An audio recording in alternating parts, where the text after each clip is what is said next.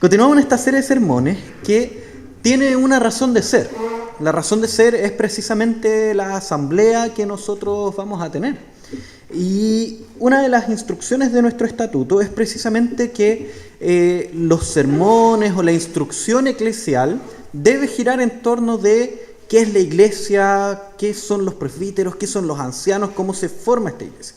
Entonces el día de hoy nosotros vamos a trabajar con el texto que está en Tito, capítulo 2. Tito, capítulo 2. En esta serie de sermones que hemos llamado Manual de Reparación.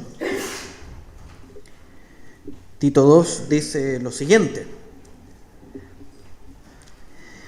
pero tú habla lo que está de acuerdo con la sana doctrina. ¿Qué es lo que está de acuerdo con la sana doctrina?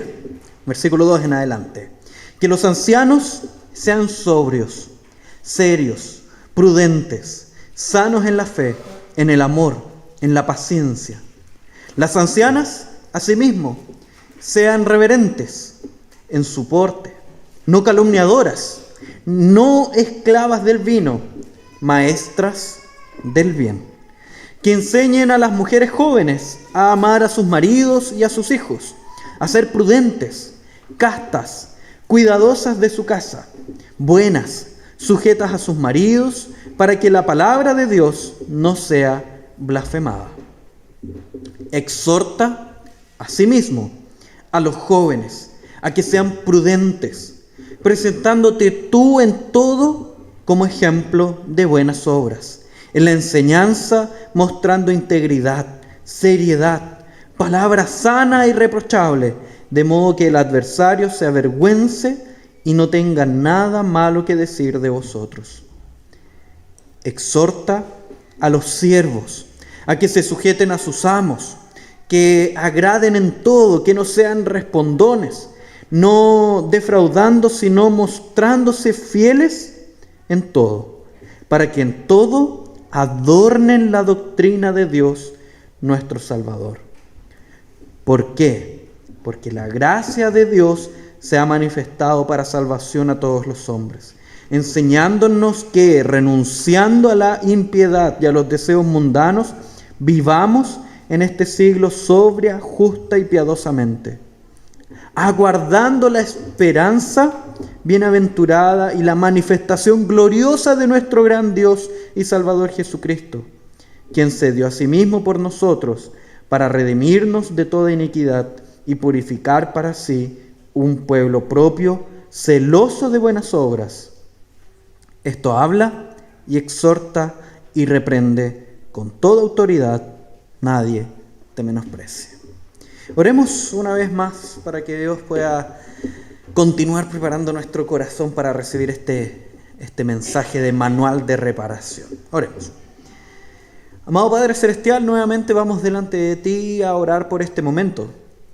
Ya nuestro presbítero Gregorio oraba para que nuestro corazón estuviera abierto a oír tu palabra y para que estos labios, Señor, solamente pronuncien palabras fieles a tu voz. Por favor, oh Padre, sé tú guiándonos en este momento, exhortándonos para poder ser una iglesia sana que glorifica tu santo nombre por sobre todas las cosas.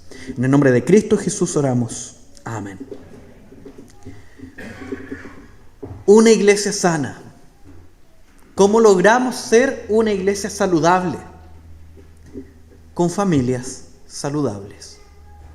Es así como este texto empieza a construirse.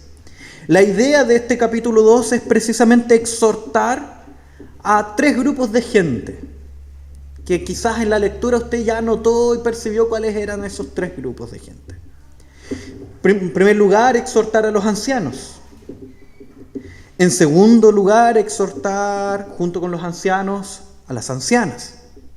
Luego, exhortar a los jóvenes. Y por último, a los siervos.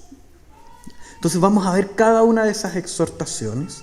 Y para terminar, vamos a observar en el versículo 11 al 15, el por qué nosotros debemos vivir como en este capítulo se nos plantea. Es decir, cómo nosotros como familia de la fe debemos vivir. Se nos va a exhortar acá en este capítulo cómo se deben guiar nuestros pasos, independiente en la etapa de la vida en la cual nos encontremos. Si tú estás dando así como los jóvenes tus primeros tropezones en la vida de decisiones personales que estás tomando en tu mano y te das cuenta que parece que vas chocando con todo, o si estás en una etapa ya más avanzada, más madura, donde ya tomaste las grandes decisiones y ahora falta vivir el resultado de ellas, o si ya estás en una etapa aún no tan joven, aún más mayor, en la cual empiezas a ver cómo tus seres queridos empiezan a partir, empiezas a ver cómo tus amigos empiezan a partir, y empiezan esos problemitas en el corazón, esas dudas, esas inquietudes, de esa pregunta de ¿y qué pasará ahora? ¿Me quedaré solo? ¿Me quedaré sola? Entonces Dios entrega instrucciones en este capítulo para cada una de estas etapas de la vida. Y cómo nosotros debemos movernos, cómo debemos vivir, cómo nosotros debemos enfocarnos en nuestra vida. Y termina, como les dije anteriormente, informándonos por qué. Cómo solidificar precisamente ese modo de vivir. Entonces veamos las primeras instrucciones para los ancianos y las ancianas de nuestra congregación. Cómo deben moverse en su familia, cómo deben moverse aquí en la iglesia, cómo deben andar.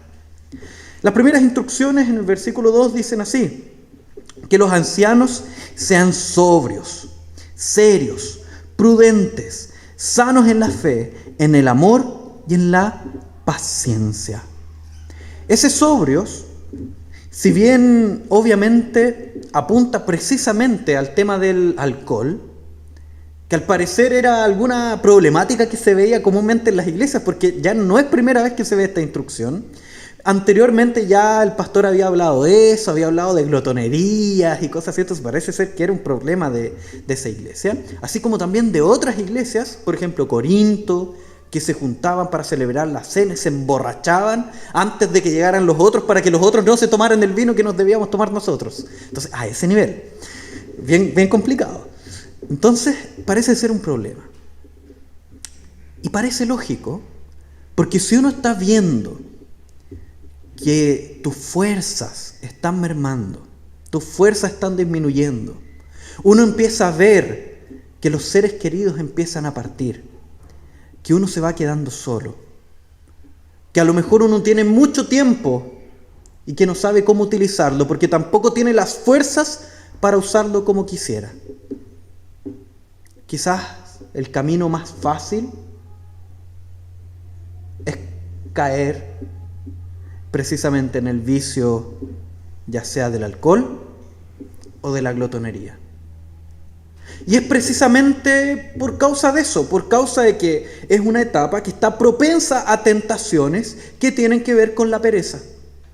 Y con pereza no me refiero a estar echado delante del sillón, somnoliento, con el control remoto en la mano viendo tele. No me refiero a eso con pereza. Me refiero a la pereza en el sentido bíblico, que tiene que ver con enfriar nuestro corazón a las verdades de Dios. Enfriar nuestro corazón a la voluntad de Dios. Enfriar nuestro corazón a la palabra de Dios. La pereza para la Escritura es algo mucho más profundo que lo que nosotros creemos que es la pereza. Y precisamente la pereza es una posible tentación que puede atacar a aquellos hermanos que están en una avanzada edad. Ya nos ataca a nosotros, que tenemos todas las energías para hacer y deshacer. Con mayor razón cuando nuestras energías empiezan a bajar. Entonces, cuidado con la pereza. Entonces, los invita a ser sobrios, precisamente con el tema del alcohol acá. También a ser serios y prudentes, sanos en la fe, en el amor y en la paciencia. Aquí está haciendo referencia en todos estos elementos a que con el pasar de los años, y esto también es una instrucción para nosotros que estamos caminando en el envejecimiento, lamentablemente, ¿qué invitación es esta? Es una invitación a no convertirnos en viejos tosudos que no son capaces de observar el pecado que habita en cada uno de ellos, en cada uno de nosotros. Porque una de las tentaciones que puede vivir este grupo etario de nuestra denominación, de nuestra iglesia, es precisamente ver sus pasos en el pasado como pasos sin falta. Una de las posibles tentaciones que tú puedes estar sufriendo es creer que ya no puedes equivocarte porque ya cometiste todos los errores en el pasado y por lo tanto ahora todos tus consejos, todas tus decisiones son sabias y sin ninguna pizca de pecado. Por eso la invitación es precisamente a ser sanos en la fe, a que tu fundamento no sean tus pasos que has vivido, los pasos que has dado, sino que tu fundamento sea precisamente la palabra de Dios. Fe en la Escritura significa, o uno de los significados que tiene, es precisamente una referencia a la palabra de Dios. Cuando la Escritura se refiere, por ejemplo, a la fe de los apóstoles, ¿a qué se está refiriendo? ¿A la confianza que ellos tenían? No. Se refiere a la doctrina de los apóstoles, a las enseñanzas que los apóstoles dejaron. Y es precisamente a eso que se está refiriendo ahora cuando se utiliza esta palabra fe, a la doctrina que fue dejada. Entonces la invitación a nuestros hermanos ancianos es precisamente a solidificarse, no en sus pasos dados, sino que en las Escrituras. Y que puedan evaluarse bajo el cribo de la palabra y no bajo sí mismos, no bajo el juicio propio. Y esa es la invitación precisamente a los ancianos, que sean prudentes, sanos en la fe, sanos en el amor y sanos en la paciencia. Porque también es una posibilidad, una posible tentación en tu vida, el hecho de ser un anciano impaciente. Porque ves tu pasado, ves tus decisiones y las miras con una manera de analizarlo torcida. Porque a lo mejor te tropezaste muchas veces, pero esos tropiezos ya no los ves. Y ahora cuando las generaciones más jóvenes cometen el mismo error, vas con mayor rudeza, porque crees que tú no los cometiste. Cuidado. Cuidado, hermano anciano. Cuidado con esas tentaciones que pueden estar golpeando tu puerta en este momento. Pueden estar golpeando la puerta de tu corazón para entrar y apoderarse de él. Y lo que vas a generar en esta congregación, al vivir de esa manera pecaminosa, es divisiones dentro de la iglesia. Porque no estás cumpliendo con tu rol de ser amoroso, instruir y levantar. Porque lo que más necesitábamos nosotros los jóvenes, o los que nos creemos jóvenes, es precisamente a aquel hermano anciano que pueda tomar nuestros brazos cuando estamos en el suelo y ayudarnos a levantarnos. Decirnos, yo también caí ahí y créeme que sé que se puede salir. Porque yo salí. No necesitamos ancianos que nos pisoteen en el suelo. No necesitamos ancianos rebeldes a la palabra de Dios. Necesitamos ancianos amorosos que puedan tomar nuestras manos y ayudarnos y mostrarnos que la oscuridad que estemos viendo tiene una salida. Que la oscuridad que se agolpa en nuestros ojos tiene un fin. Que pueda mostrarnos con su propia vida la maravillosa obra de Cristo. ¿Qué fue lo que hizo Cristo? Precisamente cuando nosotros estábamos más sumidos en nuestro pecado, más sumidos en nuestra inmundicia, más hundidos en el lodo, donde nada parecía iluminar, es ahí donde nos iluminó la maravillosa obra de la cruz de Cristo. Y ustedes, hermanos ancianos, son llamados, son invitados a reflejar precisamente esa maravillosa obra de Cristo. Y asimismo, la misma instrucción es dada para nuestras hermanas ancianas. Y es aquí donde se les invita a nuestras hermanas ancianas a ser reverentes en su porte, no calumniadoras, no esclavas del vino, maestras del bien. La misma instrucción es dada para nuestras hermanas ancianas. Que ellas puedan ser ese reflejo de la obra de Cristo para nuestras hermanas. Para aquellas hermanas que no logran identificar cuál es el problema y la dificultad en su matrimonio, cuán saludable sería que llegue una hermana anciana y le diga: yo también pasé por eso. Mira, este es el camino que yo tomé. Y ahora estamos tomados de la mano con mi esposo aquí en la iglesia, amando a nuestro Dios, porque Él nos sacó de ese problema. ¿Cuán diferente sería enfrentar, por ejemplo, para una hermana joven una pérdida, donde se le acerque una hermana anciana y le diga: yo también lo viví?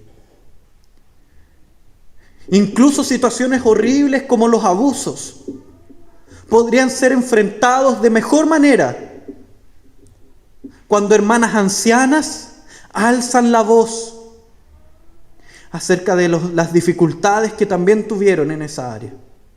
Y pueden acompañar a aquellas que se encuentran solas, luchando y batallando.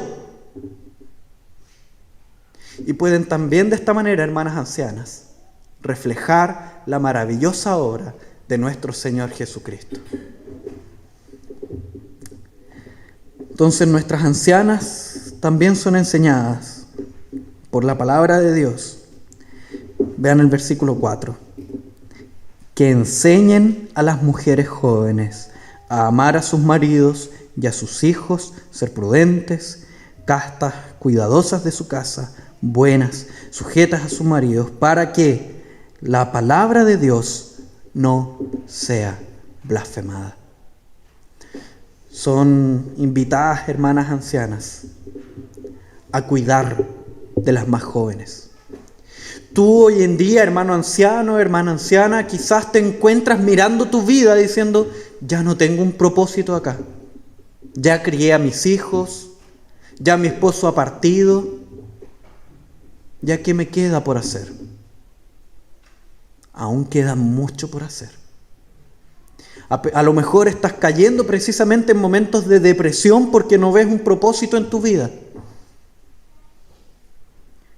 Pero la palabra te da un propósito maravilloso, que es tomar hermanas en la fe más jóvenes como hijas propias y enseñarles a caminar en la senda del Evangelio, enseñarles a reflejar a Cristo así como tú también lo has reflejado, enseñarles a vivir vidas santas. ¿Qué propósito más hermoso para esta vida que pasar la posta para continuar viviendo en santidad como una iglesia que se levanta como contrario a todos los principios de este mundo? Tienes un propósito en esta vida, aunque queda mucho trabajo por hacer. Y créeme que el Señor te dará nuevas fuerzas y mucho ánimo para cumplir el propósito que Él establece en su palabra. Pero no solo nuestros hermanos ancianos son instruidos son exhortados en este texto, también los más jóvenes. Dice así, versículo 6 en adelante: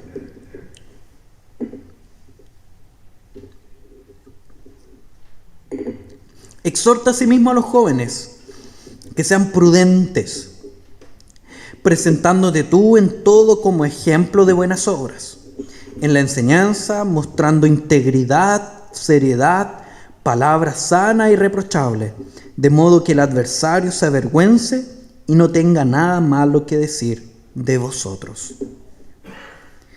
Esta es una instrucción que va directa a Tito, pero tiene que ver con cómo él debe ser ejemplo precisamente para los jóvenes y cómo los jóvenes se deben comportar igualmente como Tito, ¿ya? Así que en estricto rigor es una instrucción a los jóvenes a través de Tito, que también estaba dentro de este rango etario de los 30 años, vendría siendo un lolo. Entonces, ¿cuál es esta instrucción para los jóvenes? ¿Cuál es esta instrucción para los jóvenes? Que sean prudentes. Que sean prudentes. ¿Qué es la prudencia? Hoy en día se entiende como ser equilibrado. Yo ya he mencionado en sermones pasados, de meses pasados, que el equilibrio no es tanto la idea de prudencia de la Biblia, ¿ya? La idea de equilibrio que nosotros tenemos hoy en día es esta idea de que hay un extremo para un lado, un extremo para el otro y nosotros nos ponemos al medio. Y ahí vamos un poquito más a la izquierda, un poquito más para la derecha y ahí estamos. Esa es la idea de equilibrio. Y el mundo constantemente te aconseja que lo mejor es ser equilibrado. Entonces, en la vida hay que ser equilibrado. Cuando uno se casa, el consejo típico en el matrimonio, en el brindis, es sean equilibrados en sus decisiones, como familia. O, por ejemplo, cuando uno se gradúa, ya sea de la universidad o del liceo, también las palabras de los mayores son, no, ahora que vas a tomar decisiones por ti mismo, lo importante es que seas equilibrado, no andar por los extremos, o incluso en tiempos de política también se habla de eso. Pero para las escrituras no es tan así. Por ejemplo, llevemos esta máxima, esta idea a lo ridículo, por así decirlo, esta idea de ser equilibrado. En un extremo está matar. En el extremo opuesto está no matar. El equilibrio, dejar moribundo a alguien. Entonces, si estoy en el tránsito y se me cruza alguien, no puedo matarlo, pero tengo que ser equilibrado, así que lo dejamos moribundo. Entonces, no es bien la idea de las escrituras precisamente el equilibrio. ¿Por qué? Porque al juzgar el equilibrio, ¿quién juzga dónde está el medio? Precisamente soy yo. ¿Por qué? Porque soy yo el que determina cuáles son los extremos o cuáles extremos yo voy a mirar y yo voy a evaluar. Entonces, la idea de equilibrio de nuestro mundo es profundamente idólatra. Es colocarnos a nosotros como juez de todas las cosas y juez de las decisiones y juez de absolutamente todo. Entonces, el equilibrio, a mi modo de ver, no es la posición de las Escrituras. Yo creo que las Escrituras nos enseñan que nosotros debemos ser bíblicos. Y precisamente la palabra prudente acá tiene que ver con eso, con ser bíblicos, no con ser equilibrados como el mundo entiende. Es ser bíblicos. Si la Escritura manda algo, es eso lo que debe hacerse independiente, esté en el extremo de acá o en el extremo de por acá. Independiente del lado donde esté. Independiente si es más hacia adelante o más hacia atrás, más hacia un lado o hacia otro. O si es el centro. Es lo que la Escritura manda. Y ahí nos vamos a poner en pie. Y esa es la instrucción precisamente para los jóvenes. Vivir conforme a las Escrituras. Entonces, ¿qué es lo que se le manda a Tito al presentarse como ejemplo de buenas obras? ¿A qué se refiere con presentarse como ejemplo de buenas obras? ¿Qué son las buenas obras? Son obras que Dios preparó de antemano para que nosotros anduviésemos en ellas. ¿Y dónde nosotros podemos identificar qué es una buena obra? En las Escrituras. En las Escrituras nosotros podemos ver, saber e identificar qué es una buena obra. Es ahí donde nosotros debemos alicerzarnos, fundamentarnos, pararnos, ponernos en pie en las Escrituras. Hermano joven, a ti te están gritando 24/7 cómo debes de vivir. En la universidad, en el liceo, en donde tú te estés moviendo, te están gritando en todo tiempo, están luchando por robarse tu corazón. Distintos modos de pensamiento, distintas maneras de ver la vida. En el trabajo, a lo mejor estás iniciando tus primeros pasos en el trabajo. Ahí el mundo está gritándote cómo debes de vivir contrario a las Escrituras. En la universidad, ¿cuántos profes se ponen en pie en la cátedra y empiezan a hablar de religión y de cristiandad, a insultar la cristiandad, aunque no sea materia de su tema? Aunque no sea parte de la materia que él enseña. Y va a ocurrir y va a seguir ocurriendo. Porque el mundo aborrece la palabra de Dios. Y es ahí donde tú eres llamado, eres exhortado a ponerte en pie a fundamentarte en la palabra de Dios, a poner barreras y decir no. Dios es el Rey de Reyes y el Señor de Señores. Eres llamado precisamente a presentarte como ejemplo de buenas obras. En la enseñanza, mostrando integridad y seriedad. Es decir, que este discurso del Evangelio no solo sea un discurso, sino que sean tus pasos también. Es ahí donde se habla precisamente de la integridad, de la seriedad. Y versículo 8, palabra sana e irreprochable, de modo que el adversario se avergüence y no tenga nada malo que decir de vosotros. Es aquí donde hacen eco las palabras de Cristo, de caminar la milla extra, de poner la otra mejilla.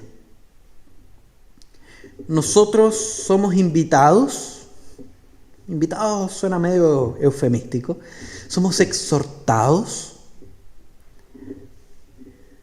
precisamente a pagar al mal con el bien, a hacer bien a aquellos que nos hacen mal.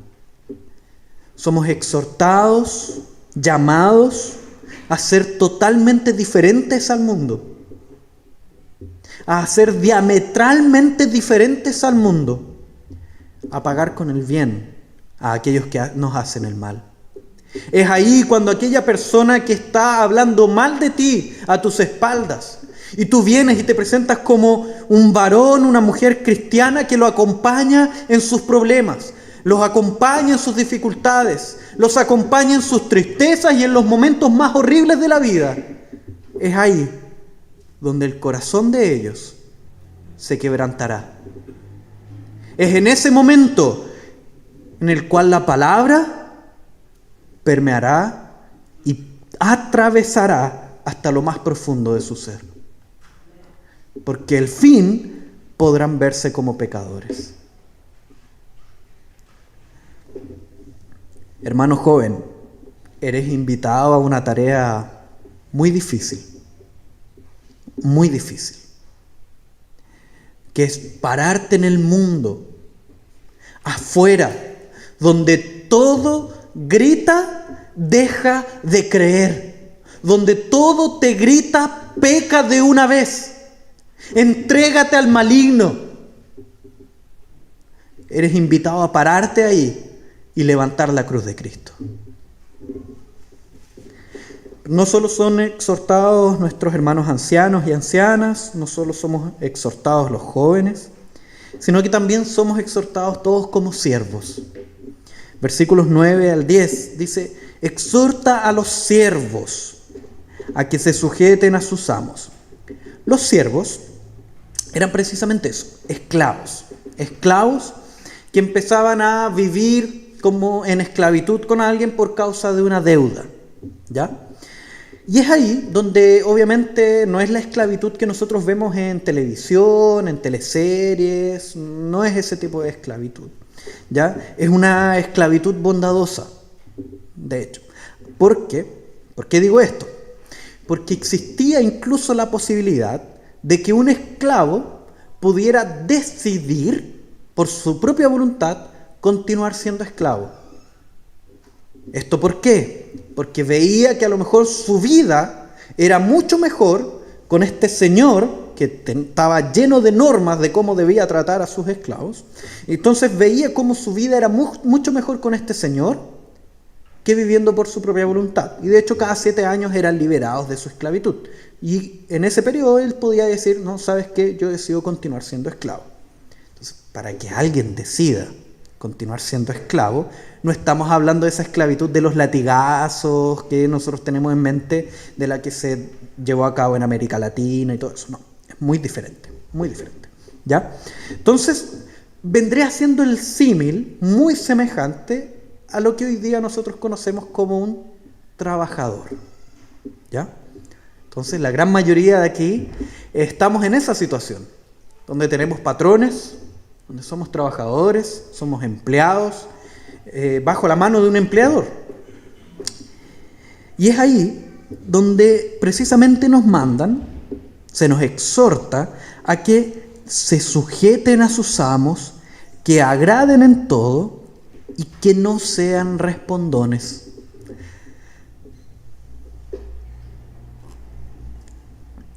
Difícil tarea. Difícil tarea.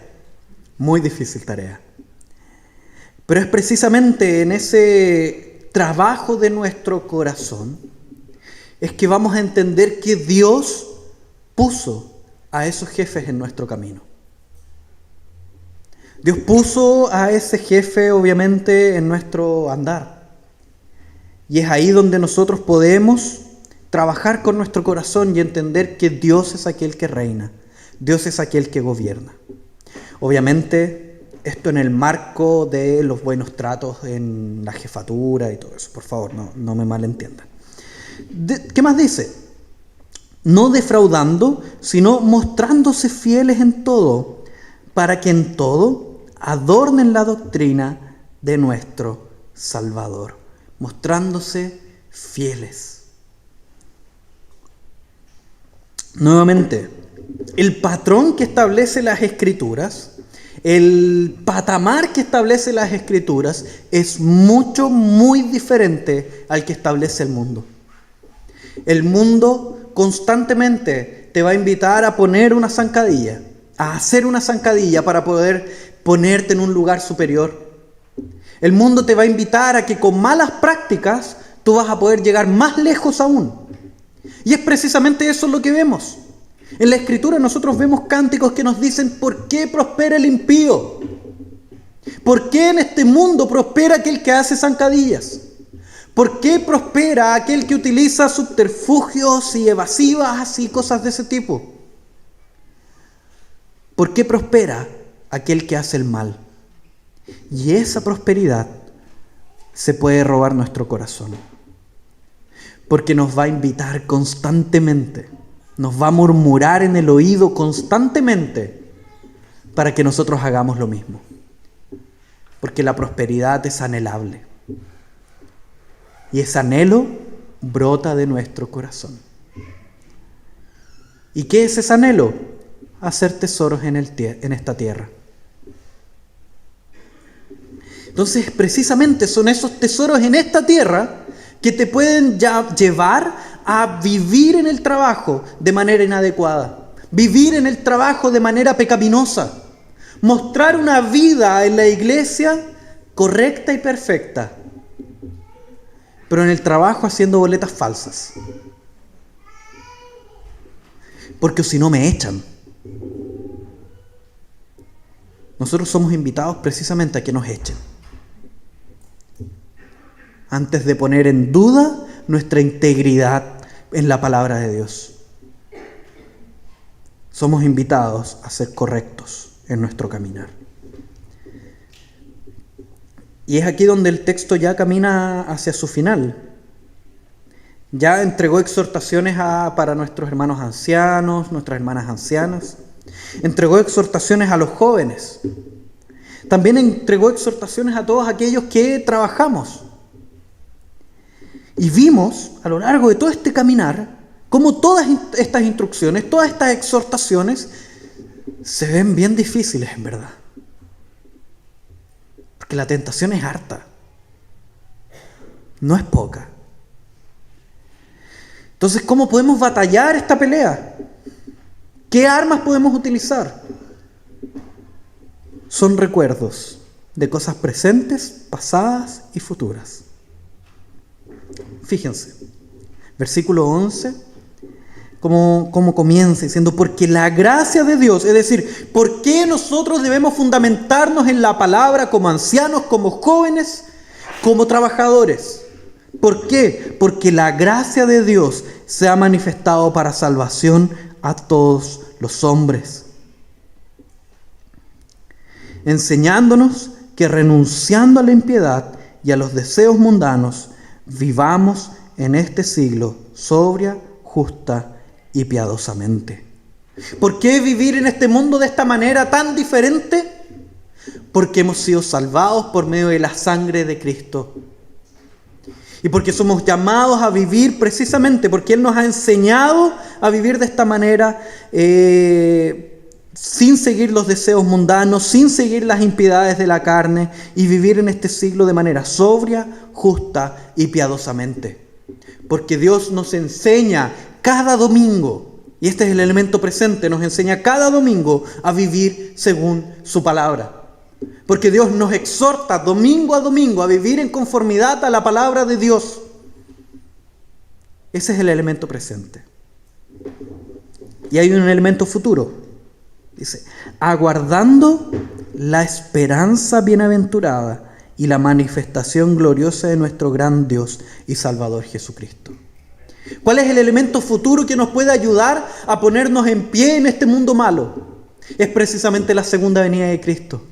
Porque esa segunda venida de Cristo la que me dice que no debo atesorar nada en esta tierra. Que mi tesoro mayor es precisamente Cristo y su retorno. ¿Por qué? Porque este mundo es de polvo. Porque este mundo es perecedero. Porque así también nuestro cuerpo es perecedero. Nuestro cuerpo está hecho de polvo y al polvo volveremos. Pero Cristo es la roca eterna de nuestra salvación, la roca inquebrantable de nuestra salvación.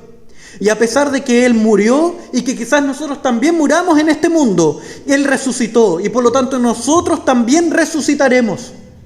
Entonces da lo mismo que si me echan de la pega por causa de seguir los principios de la palabra. Da lo mismo las consecuencias que podamos sufrir por seguir los principios de la palabra. ¿Por qué? Porque en nuestro corazón se atesora algo mucho más grande, mucho mayor, que es esta esperanza de que un día resucitaremos y viviremos una eternidad con nuestro Señor. Y esa esperanza se atesora en nuestro corazón, crece y nos da fuerzas para pararnos en este mundo malo. Entonces, además de esta razón presente, de la exhortación constante de la palabra de Dios, además de este elemento futuro que es la segunda venida de Cristo, por último, se presenta un elemento pasado. Versículo 14. Después de mostrar esta venida de Jesucristo, dice, quien se dio a sí mismo por nosotros, para redimirnos de toda iniquidad y purificar para sí un pueblo propio, celoso de buenas obras. ¿Por qué vivir de manera pura en este mundo? Porque Cristo ha muerto por cada uno de nosotros, para que vivamos de manera pura en este mundo.